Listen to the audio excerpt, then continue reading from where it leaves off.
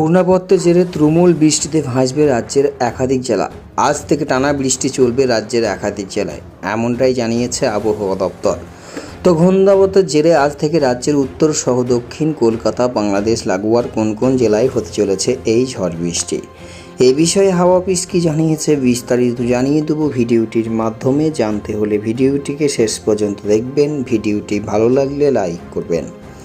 আর এমনই আবহাওয়ার latest trending আপডেটগুলি জানতে হলে আমাদের চ্যানেলটিকে সাবস্ক্রাইব করে পাশে থাকা বেল আইকনটি প্রেস করে আমাদের সঙ্গে থাকবেন। ভিডিওটি এই মুহূর্তে কোথায় থেকে দেখছেন, সেখানকার আবহাওয়া কেমন রয়েছে ভিডিওর কমেন্ট বক্সে কমেন্ট করবেন। তা চলুন দেখিনি। আর চিন্তা নেই দক্ষিণবঙ্গের বাসী, আগামীকালের মধ্যে দক্ষিণে প্রবেশ করতে চলেছে মৌসুমি বায়ু, আর তার জেরে প্রবল বৃষ্টিপাত হতে পারে দক্ষিণের বিভিন্ন জায়গাতে।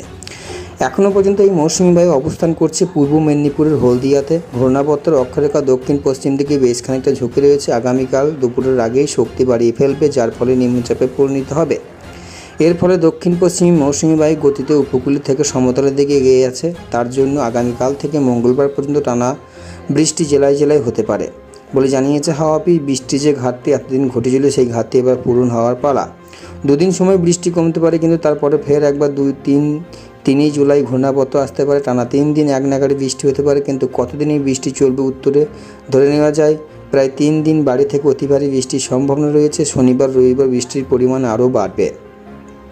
তবে দক্ষিণে মুর্শিদাবাদ, নদিয়া, উত্তর 24 পরগনা, দক্ষিণ 24 পরগনা, কলকাতা, 2 মেদিনীপুরে হালকা মাঝারি বৃষ্টিপাতের সম্ভাবনা।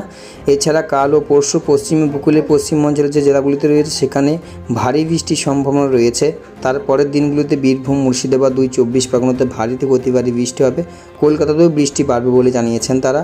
আজকে উত্তরে 5 জেলায় বজ্র বিদ্যুৎ সহ ঝড়ের গতিতে হাওয়া বয়ে যেতে পারে। 2 মেদিনীপুর, 2 24 পরগনাতেও ভারী বৃষ্টি হবে। তাই বৃষ্টির সঙ্গে ঝোড়ো বাতাস ও বজ্রপাত হতে পারে, তাই সেই দিক থেকে অবশ্যই সাবধান থাকতে হবে।